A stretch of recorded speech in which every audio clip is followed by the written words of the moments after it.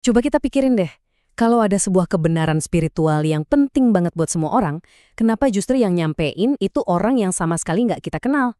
Nah, inilah yang disebut paradoks sang utusan, sebuah misteri yang bakal kita coba kupas tuntas kali ini. Jadi, pertanyaannya, kenapa harus seorang wanita biasa? Kenapa bukan tokoh besar? Nah, untuk menjawab ini, kita perlu lihat dulu ujian-ujian spiritual yang ternyata menyingkirkan dua nama paling berpengaruh di Indonesia pada masanya. Oke, kita mulai dari kasus pertama. Ujiannya adalah soal kekuasaan. Dan studi kasus kita adalah sosok yang luar biasa yang berdiri di persimpangan antara kekuatan politik dan kekuatan spiritual.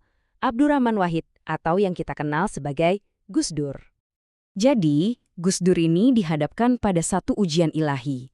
Sebuah pilihan yang kelihatannya sih simple ya, tapi implikasi spiritualnya, wah, dalam banget. Nah, ini dia dilemanya.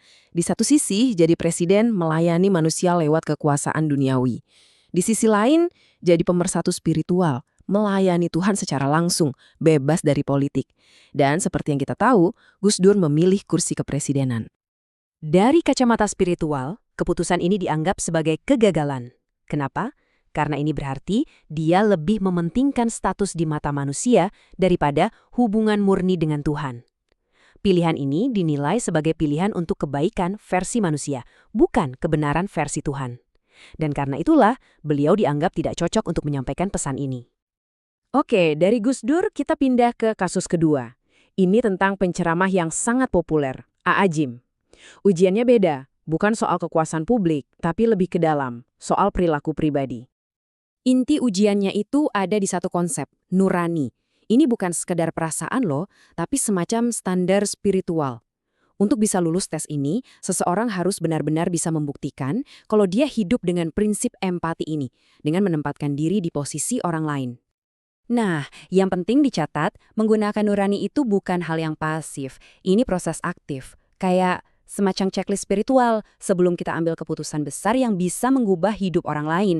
Harus berhenti, renungkan, dan yang paling penting, coba rasakan dari sudut pandang mereka. Dan ujian ini datang dalam bentuk yang personal banget. Keputusannya untuk berpoligami. Pertanyaannya jadi simpel. Apakah dia akan menerapkan prinsip nurani ini kepada istri pertamanya, istri yang sudah menemani dan mendukungnya dari saat dia bukan siapa-siapa? Nah, karena dia memilih jalan yang jelas-jelas menyebabkan luka mendalam bagi istrinya, dia dianggap gagal total dalam ujian ini. Logika dari para otoritas spiritual, gimana bisa dia jadi utusan untuk mengajarkan empati kalau dia sendiri tidak mempraktekkannya dalam keputusan sepenting itu? Oke, jadi dua nama besar ini gugur. Terus gimana? Ya, para makhluk spiritual ini terpaksa balik lagi ke pilihan nomor satu mereka. Seorang perempuan yang gak ada siapa-siapa yang kenal, Ibu Ririn.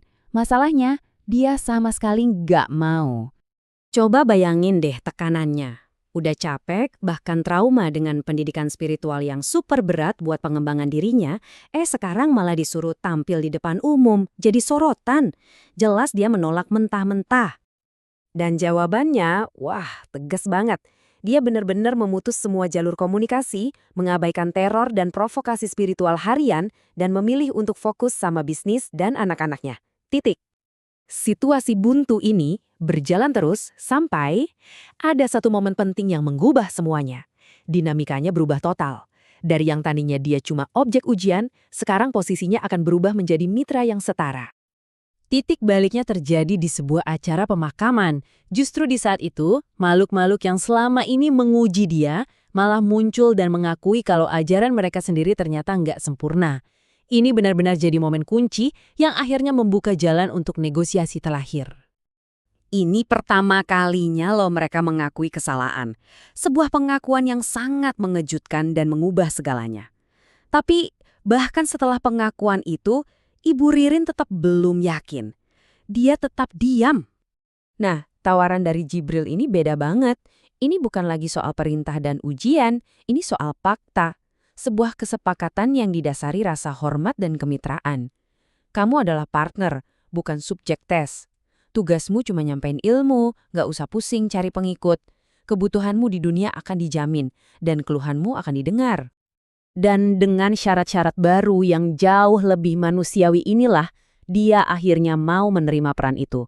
Nah, disinilah paradoksnya terjawab. Sang utusan ternyata nggak dipilih karena ketenarannya, tapi justru karena ketangguhannya yang sampai memaksa pihak langit untuk bernegosiasi ulang. Oke, pesannya sudah tersampaikan. Tapi ceritanya belum selesai. Sekarang ada semacam deklarasi akhir untuk siapapun yang sudah mendengar pesan ini. Dan ini artinya ada level pertanggungjawaban yang baru. Jadi, menurut sumbernya, bagi mereka yang sudah tahu tapi secara sadar menolak ilmu kebenaran ini sebagai kesesatan, konsekuensinya berat. Ibaratnya, semua jaring pengaman spiritual mereka akan dilepas, perkembangan spiritualnya berhenti, dan jalan menuju kedamaian sejati akan tertutup. Nah, semua ini akhirnya meninggalkan kita dengan satu pertanyaan besar ya.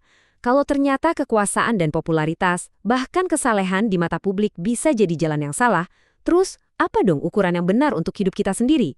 Bagaimana kita seharusnya menavigasi pilihan-pilihan kita?